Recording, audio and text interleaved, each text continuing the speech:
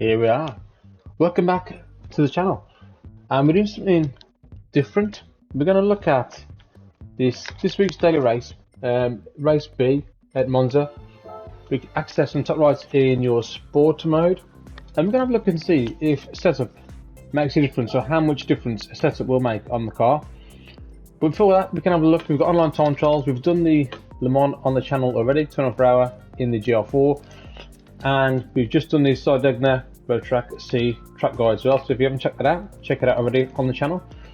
But like I said, we're going to concentrate on looking at race B, this week's daily race B in GR3 car at Monza. Now these setups can be quite tricky. If you're anything like me, I really haven't got a clue about setting up a car, so this can put a lot of people off, and to be fair, it's put me off daily races too. You can see we're in the GR3 car, we're in the GT3 Nismo, and this seems to be one of the best cars to try on this track. But we're going to break it down, we're going to have a look. But first we're going to try it with no setup. So we jump straight on. We've got a 49.7 as you can see in the right hand corner. And we're going to come across the line after 2 or 3 laps, and we're going to better that. We're going to get 49.6. So again, just to reiterate, this is without a setup. We're coming straight on. This is default setup. We've got no traction control, running no assists. And you can see coming through Lesmo 1, we kind of struggled to get this power down. The back end really kind of stepping out, and really kind of finding it hard to control through the Lesmos and getting that power down. As mentioned before, this can be quite tricky knowing or finding out the best setup. A lot of people don't have time to keep messing about trying to find the perfect setup for each track. So we're looking at now, we're looking at top speed, which is just reaching 156 miles an hour, and the first sector, as you can see, is a 36.2. Now I'm going to make note of these because this again is default setup, so we're going to see the differences between this and actually running a decent setup later on. But we're going to look at the minimum speed. As you come out there, it's 80 miles an hour. And as you come out of Lesmo 1, just as we reach this white line, we're reaching that at 115 miles an hour. And again through Lesmo 2, minimum speed we're looking at is 82. So this will be interesting when you see the results a bit later on. We can see, again, we'll look at the top speed running at 157 just before we get into Ascari. So we're going to slow down through all the, this is quite interesting. So on this left hand there, we get 85 as minimum. We're trying to carry that speed all the way through Ascari. And as we hit the left, we're hitting that at around 102 mile an hour, 103 mile an hour.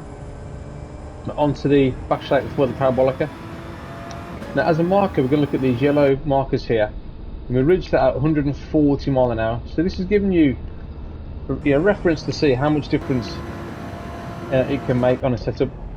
Just reached 160 mile an hour down the back straight. To parabolica, minimum speed we're looking at is 78 mile an hour.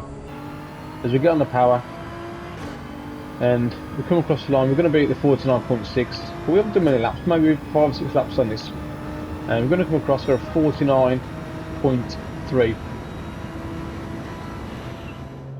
So as reference, as we have a look in ranking, that put us about 833rd in the world.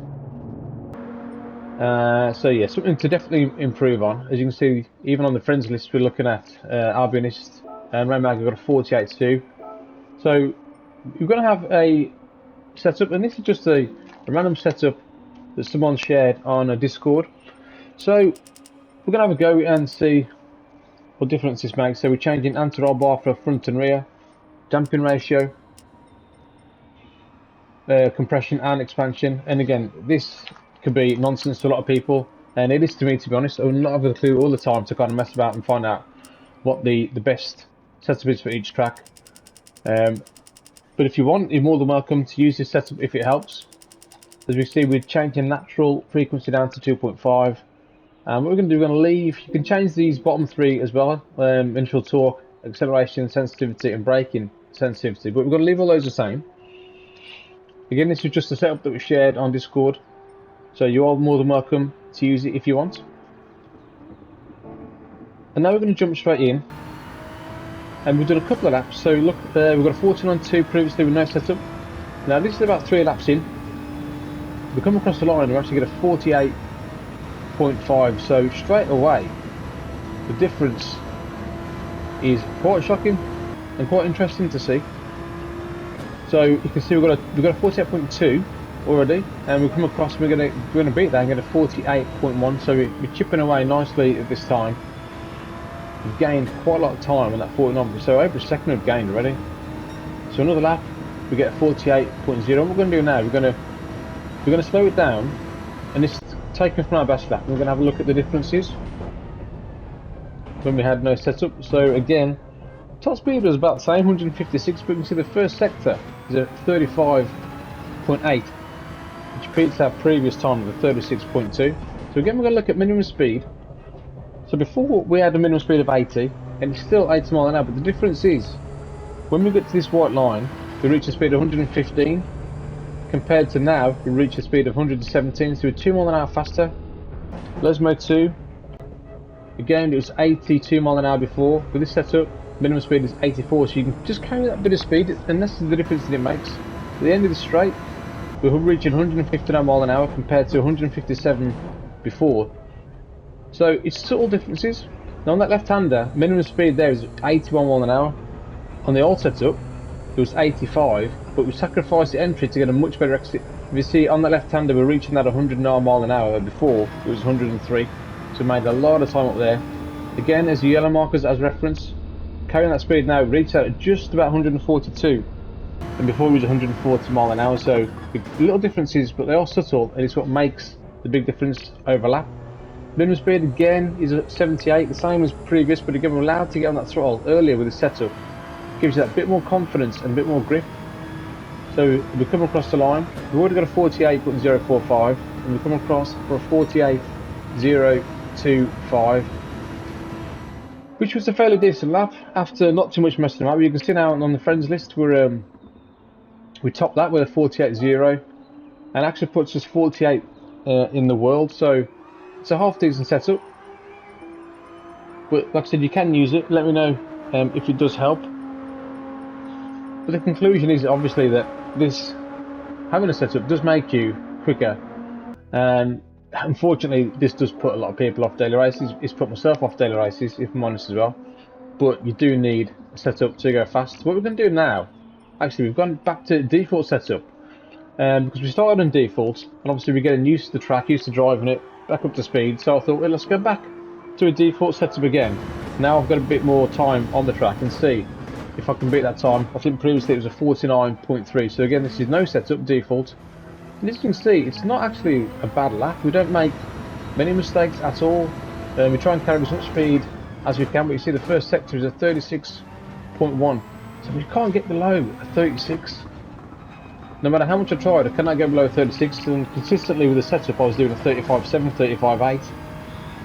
2 Lesmo 1 and 2, again we're not too bad. We're not making many mistakes. We're trying to carry as much speed as we can, but you do feel a slight bit of understeer, and you're a little bit more hesitant on the throttle without that setup. It just feels a lot more sluggish.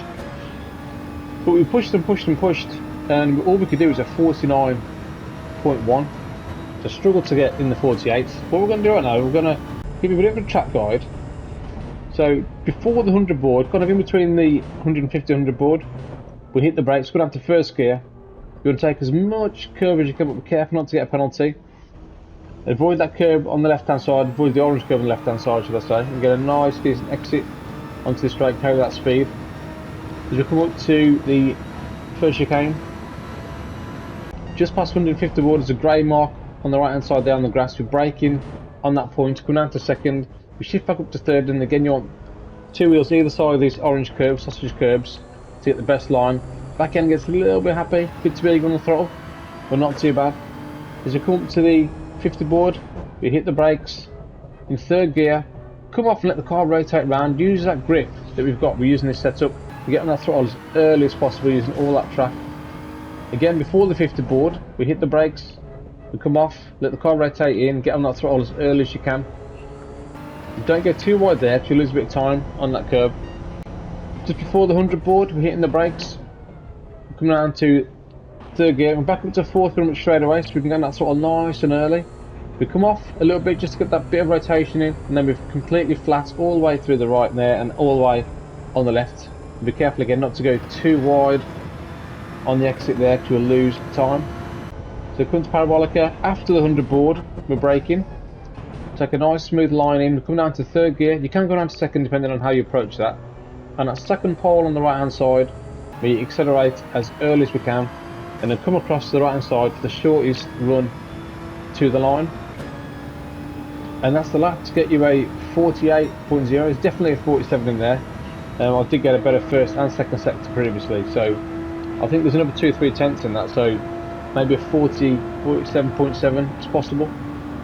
But we're going to have a look at the chase cam, and just to show you how much of these curves you can take. We're right on the limit of these curbs. It's so easy to get a penalty at Monza. I mean, to be honest, let's get out there. I do not like this track at all. I can't stand it. I won't be racing on it on this week's dailies. This is just to see how much the setup actually made a difference. And I always wanted to do this, kind of found it interesting to do. But obviously that first corner, and especially this one as well, so easy to get a penalty.